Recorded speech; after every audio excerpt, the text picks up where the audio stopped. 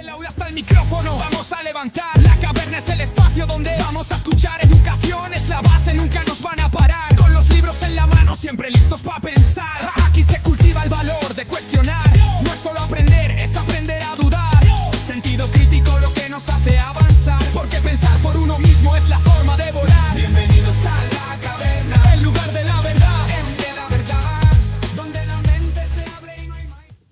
Bueno, estamos otra vez en nuestra caverna particular, en este estudio, en el aula de comunicación Jesús Quintero, y vamos a utilizar la clase de psicología con los alumnos de segundo de bachillerato para grabar lo que sería un ejercicio de debate en relación con la filosofía, la historia de la filosofía, que tiene que ver con una pregunta de selectividad que a todo el mundo trae de cabeza en casi todos los institutos, porque es una pregunta nueva y mucha gente no sabe cómo trabajarla. Nosotros vamos a proponer aquí un modelo que estamos haciendo en algunos podcasts y en algunos debates en clase, y hoy lo vamos a grabar con vosotros.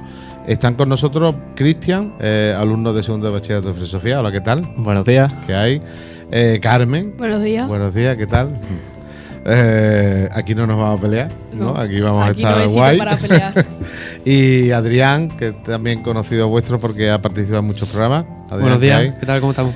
Bien, uno de los temas de actualidad que hemos planteado y que puede ser uno de los que caiga en selectividad, porque es muy actual, es el debate sobre las noticias falsas y los bulos. Está en todos los medios de comunicación, genera bastantes distorsiones, planteamientos erróneos de muchas cosas, se plantean distintas situaciones que no son muy positivas y que afectan tanto al mundo de los medios de comunicación como a la educación. Incluso tiene una relevancia en el terreno más puramente político, ¿no? Es decir, porque se manipula para que en muchos casos la gente piense cosas que no tienen nada que ver con la realidad, ¿no? Entonces, vamos a distinguir dos partes. En esta primera, yo voy a abrimos el debate, yo lo planteo y vosotros ya lo que tengáis por ahí. ¿Creéis que es un debate importante y actual trabajar el tema de las noticias falsas y los bulos? Es decir, ¿está teniendo consecuencias en nuestra sociedad actual esto? Adelante. Yo opino que sí, está trayendo bastantes consecuencias porque ya la gente empieza a desconfiar de todo. Por ejemplo, ya le aparece en la tele, que se supone que es un medio verídico, le aparece algo sobre, yo qué sé, el COVID, y dice, no, eso es mentira, nos están engañando. Y ya empiezan a hacer sus especulaciones, hacer conspiraciones ya que se creen otra gente por las redes sociales. Dicen, esto coincide con mi mentalidad, porque la ha visto en un vídeo y ya dice, pues todo lo que sea lo contrario a lo que yo digo aquí está mal. Es mentira. Claro. Y que al final es un problema grave porque la sociedad no es consciente, porque las noticias falsas se difunden por internet, puede ser por un vídeo o a través de un mensaje, que básicamente lo que hacen es publicar una noticia o un hecho que ellos creen porque sí, pero no te dan datos, no te dan nada que sustente esa teoría y que compruebe que es verídica. Por tanto, la gente se lo cree porque sí, cuando tú luego le preguntas que de dónde la has sacado, no tiene con qué sustentar esa teoría porque básicamente no hay datos porque no es verídica. O sea que es un problema porque al final la sociedad lo que está haciendo es, en vez de avanzar, lo que está haciendo es retroceder. Y yo creo que ahora es más importante que nunca porque como cualquiera tiene acceso a internet y hay tantos medios para difundir tus propias teorías, tus conspiraciones, los bulos, las supuestas teorías sobre la verdad del coronavirus, y ahora encima con el tema del apagón, pues más todavía, no te puedes creer nada. Y encima con el auge de la inteligencia artificial y todo. Y esto también lleva a divisiones sociales, ¿no? Que cada uno ya piensa lo suyo y hay conflictos entre todo el mundo. Por ejemplo, unos que tienen una idea de política y otros de otra. Aunque no tienen ni puta idea, con el todo el respeto, algunos, empiezan ya a decirse de todo unos a otros. Y no saben ni sobre qué están defendiendo. Eso conlleva a que el país en un futuro no tire por muy buen camino. Tiene que ver esto con la polarización que se dice, ¿no? Claro. Posturas muy extremas y enfrentadas, ¿no? Sí. ¿Algún ejemplo concreto que queráis comentar de este tipo de ideas falsas o de bulos que os haya llamado la atención? Sí, yo he escuchado familiares ya cercanos tienen unas conspiraciones que son impresionantes. Que, por ejemplo, conozco a una persona que dice, apareció un rayo en el cielo azul, ¿no? que hubo bastante cosas por las redes sociales de eso. Y ya decía que eso eran los extraterrestres, que venían, que estaban todos ahora mismo en la Tierra y que se estaban escondiendo y que nos lo estaba ocultando el gobierno. Y después estaba otra persona que también tenía sus conspiraciones porque le dijo un viejito de que eso eran unos drones que habían venido por el gobierno también, de Rusia y todo eso. Y ya por los dos empezaron a pelear diciendo cada uno sus creencias y en verdad ninguno tenía razón porque ninguno se está basando en hechos ni nada. Conllevó a un conflicto. Tienen miles. Yo lo del rayo azul, de que supuestamente lo hace la NASA y tal, lo analicé porque también me lo pasasteis vosotros. Estamos hablando de millones de seguidores, ¿eh? O sea, hay gente que lo ve, ¿eh? Mucho más que cualquier periódico. Y ya encima lo ven en vídeos y eso, y ya pues refuerzan su idea. Dice, al final esos vídeos la mitad están creados con inteligencia artificial, o sea que no son verdaderos ni nada, simplemente es para intentar como sustentar la teoría, pero que no hay por dónde cogerlo. Bueno, teorías que son simples conjeturas de uno que se inventa por la tarde aburrido, y la gente se lo cree y lo sigue y lo comparte. O por ejemplo las teorías que sacaron sobre la Dana, cuando supuestamente había muchísimos muertos más en los garajes que los que sacaban en la tele y que supuestamente nos estaban engañando, pero nadie ha dado datos verídicos que hayan investigado y hayan dicho no, pero es que en verdad lo que están diciendo en la tele es mentira, no, simplemente era uno que se ponía delante de una cámara, decía que había muchísimos muertos más y la gente se lo creía y al final se terminó difundiendo y al final lo que hizo es crear confusiones en la sociedad y en nuestro país y al final culpar a gente cuando en verdad no estaban muriendo tantas personas, que sí es verdad que murieron, pero que los datos que nos estaban dando no eran falsos. De hecho, el propio rey, escuché en una que se dirigía a parte del pueblo que estaba muy cabreado ese día, no sé si os acordáis de las imágenes, diciendo no escuchéis eso porque están sembrando el caos, quieren sembrar el caos además genera miedo, ¿vale? O igual que el periodista que salió, que supuestamente había estado ayudando y salió un vídeo que lo grabaron que se manchó como para salir en la tele, en plan, que tú si lo ves en la tele y dices, pues ha estado ayudando el hombre, no sé qué, y luego tú ves la realidad y simplemente se ha manchado para que tú te pienses eso, entonces... No era un periodista, era un youtuber, bueno, ¿vale? Con muchos seguidores, ¿vale? Normalmente un periodista no hace eso, ¿sabes? Pero no tienen la misma credibilidad, ¿no? Claro, ahora mismo los manipuladores están reforzados por las redes sociales y eso, porque es más fácil de editar y hacerlo creer ver lo que está haciendo y en verdad no está haciendo nada. ¿Dónde se informa la gente de vuestra edad habitualmente? En las redes sociales. ¿A periódicos oficiales? Da igual la ideología, ¿eh? Me da igual que sea La Razón, el ABC, El País, da igual la ideología. ¿Creéis que acude a estos medios más oficiales? No, acuden a las redes sociales. Sí, lo ven más rápido así y les Además, parece más fácil de ver. Que lo hacen para que enganche, porque a lo mejor te ponen un vídeo de 1 minuto en el que te explican 4 cosas y tú ya te lo crees. Y no es cierto, a lo mejor eso está hecho con inteligencia artificial o se lo ha inventado una persona que está en su casa y se le ha ocurrido y ha dicho, ¿por qué no? Y al final lo terminan viendo miles de personas o millones de personas. Todo esto que estamos hablando, para los que nos escuchen, de alguna manera está recogido en un escrito que vosotros presentasteis junto al resto de compañeros, que fue la disertación y el debate sobre la red actual sobre las redes sociales. En este apartado de debate primero sobre el tema de actualidad que se plantea en selectividad, ¿tenéis alguna idea más que aportar? Porque hay una segunda parte. Lo de Platón. Lo de Platón.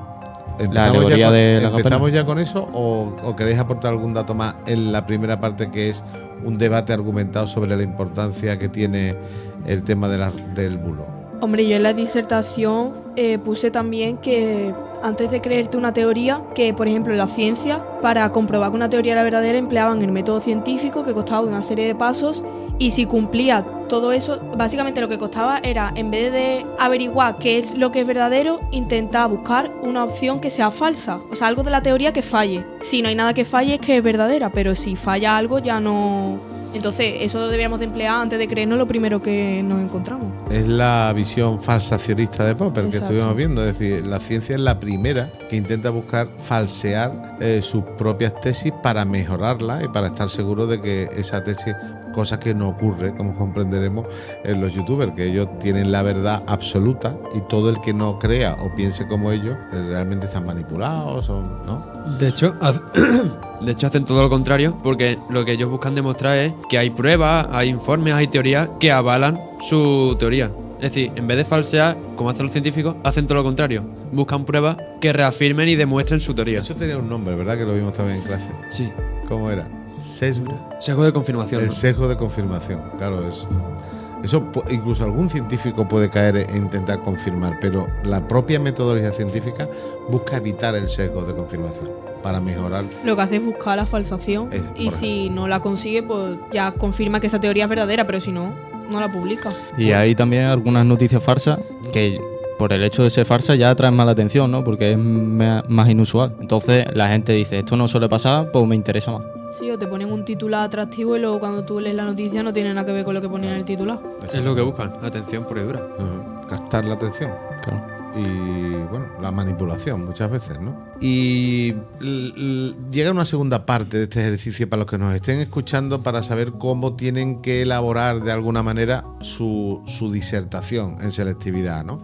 Que partimos un poco de vuestro trabajo, ¿no? La segunda parte que te pide es relacióname ese tema de actualidad con alguna corriente filosófica o algún autor que se haya estudiado en la historia de filosofía para ver si de alguna manera eso nos sirve para interpretar la realidad actual. Y yo voy a hacer la pregunta de si un señor que vivió hace más de 2500 años tiene algo que decir con algo tan actual como las noticias falsas. Vamos a la segunda parte. Desde el aula hasta el micrófono vamos a levantar. La caverna es el espacio donde vamos a escuchar. Educación es la base, nunca nos van a parar. Con los libros en la mano, siempre listos para pensar. Aquí se cultiva el valor de cuestionar. No es solo aprender, es aprender a dudar. Sentido crítico lo que nos hace avanzar. Porque pensar por uno mismo es la forma de volar. Bienvenidos a la caverna, el lugar de la verdad, de la verdad. Bueno, segunda parte. Habéis conectado con la teoría platónica. En control tenemos nuestro, que no lo he citado antes, tenemos a Alejandro y a Alberto, que han intentado intervenir porque están ahí siguiendo el tema y les parece interesante, pero esta vez, como nos basamos en una pregunta realizada por mis alumnos de selectividad, quiero que se mantenga la estructura del ejercicio de selectividad. Ya, si acaso luego podemos hacer un debate abierto y opinamos un poquito, pero vamos a mantener esa estructura. ¿Qué demonios puede enseñarnos un tipo de hace 2500 años en la Grecia clásica, Platón, que pueda ayudarnos a visualizar, incluso a resolver estos temas tan actuales como los que estamos trabajando ahora mismo, como son los bulos, las noticias falsas, la manipulación, etcétera? ¿Qué habéis puesto por ahí? Pues hay una alegoría.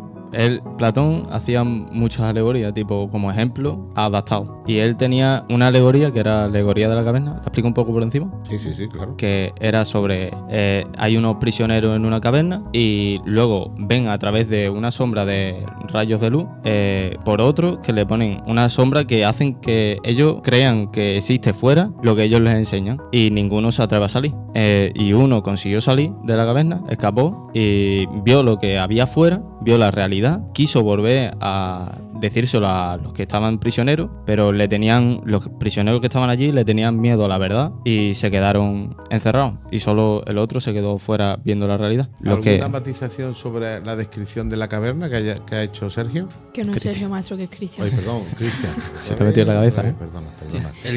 El que volvió, el prisionero que escapó y después volvió, intentó convencer a sus compañeros, pero no le hicieron caso. Que quisieron creerse lo que les habían mostrado, porque era más cómodo. De hecho, reaccionan violentamente, ¿eh? Se lo cargan, ¿no? Creo. Sí. De hecho, está históricamente, digamos, la figura de Sócrates, ¿no? Que de hecho es muy incómoda porque acerca a la verdad. Y es verdad que también yo matizaría, para los que nos escuchan, que el prisionero no sale, está atado de pies y manos desde pequeño, o sea, solamente tiene la visión de lo que les muestran al fondo de la caverna, las sombras, pero no sale voluntariamente. Esto es importante. Lo tienen que arrastrar, ¿vale?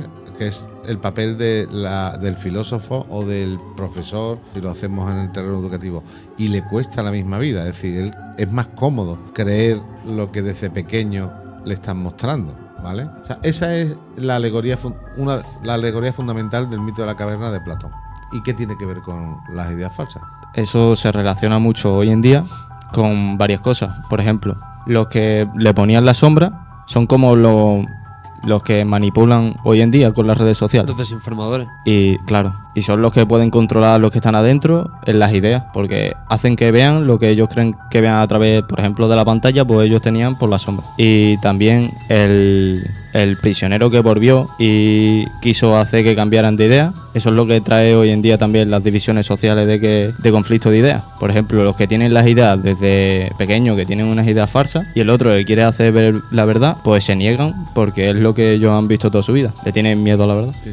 Incluso pueden reaccionar violentamente. No sé si os habéis encontrado con algún negacionista que en cuanto le dice, oye, mira, esto no es así tal, Se ya pone a la defensiva. se pone muy a la defensiva, incluso algunas veces dialécticamente violento, ¿no? La equiparación de las pantallas de móvil, de las redes sociales, con las sombras del fondo de la caverna, está claro que las recogéis como una conexión directa entre la alegoría de Platón, su filosofía de la verdad, y las noticias falsas, ¿no? Más cosas que hayáis visto en Platón que nos puede ayudar a resolver o a mirar de otro modo esto. Pues para desmentir las ideas, ¿Vale? Sí.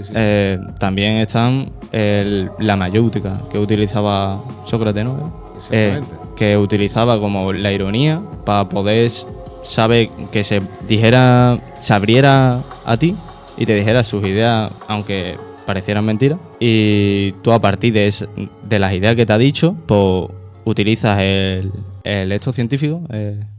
método científico para poder ya verificarlo. Intentas desmantelar su teoría, ¿no? Bueno, ahí todavía a emplear el método científico con Platón es Bueno, un poco sí, atrevido. sí, En pero- realidad no es el método científico, sino el dialéctico. ¿Alguien puede aportar también Sí, ahí? básicamente Sócrates lo que hacía era como que él hacía como el que no sabía nada, él no tenía conocimiento y le empezaba a hacer preguntas para que le fuera dando como datos que sustentaran su teoría.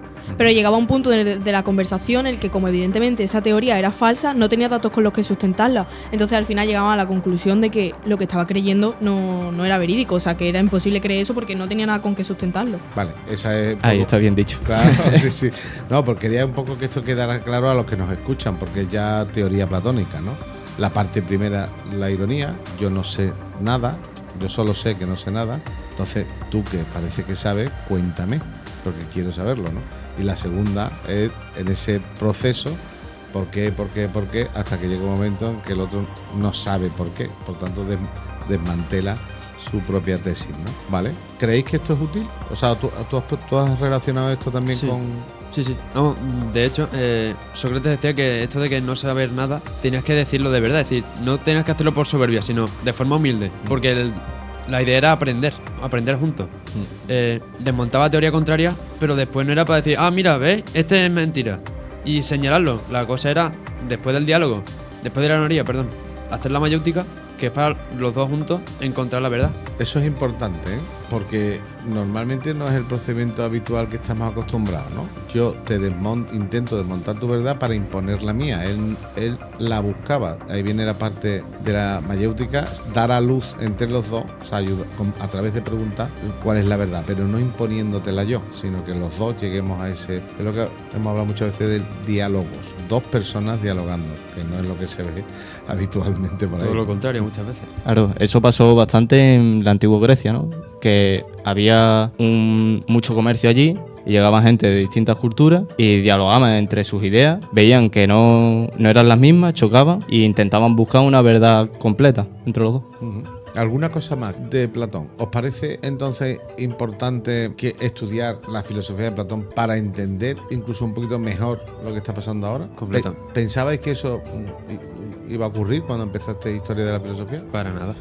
Así a principio, a priori, no parece que un señor de hace 2500 años vaya a enseñarte algo hoy en día. O sea, puedes aprender algo, pero no pensaba que me iba a ayudar tanto como lo hace. Y que al final tenemos por entendido que la filosofía son como muchos conceptos de hace muchísimos años y que nosotros no entendemos por qué tenemos que estudiar eso, pero cuando tú te paras a leerlo y a estudiarlo con profundidad, ves que a lo mejor hay cosas que no te sirven, porque hace muchos años, pero hay cosas que, aunque en esa época fuese de otra manera, si lo adaptas lo puedes utilizar hoy en día y te puede ayudar a abrir nuevos horizontes para conocer la verdad. Claro, yo lo pensaba también. Yo entré a filosofía y venía Platón y digo yo, ¿y este ahora que me va a enseñar a mí de una cosa de hace 2000 años? Y en verdad tiene más que ver con las cosas de hoy en día que de ese tiempo, porque se dan más casos. Vivió cosas muy parecidas, ¿eh? Sí. Ya A ver, intereses ha habido siempre. Bueno, claro. Intereses, corrupción y demás. Y manipulación. Intentar imponer. Eso ha sido de toda la vida. La sociedad no ha cambiado mucho desde entonces. No, y los problemas con la democracia, la ética política, y ni vamos a entrar. Pero si os tocase un tema relacionado con la ética, con la política, con los problemas que tenemos en las democracias occidentales, ¿no? Que están siendo atacadas ahora mismo en los valores fundamentales. Platón ya lo dice en esa época, ¿no?